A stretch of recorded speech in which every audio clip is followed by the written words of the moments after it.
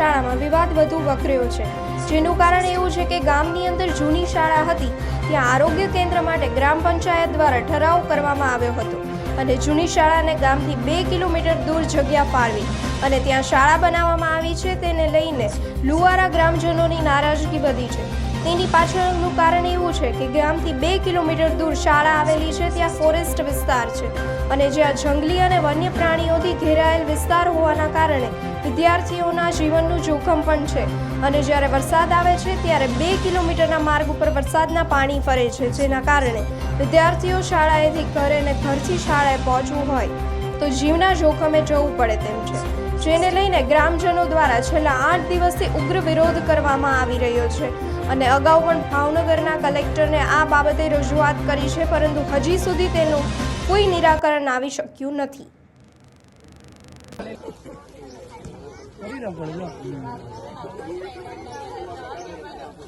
મકવાણા હરદેવ બાબુભાઈ। હરદેવભાઈ, શું પ્રશ્ન અમારો એવો છે કે ભાઈ અમારે લુવારા ગામમાં 2 સ્કૂલો હતી, એમાંથી એક સ્કૂલ જર્જરિત કરીને પાડી દેવામાં આવી છે, એક સ્કૂલ અહીંયા છે।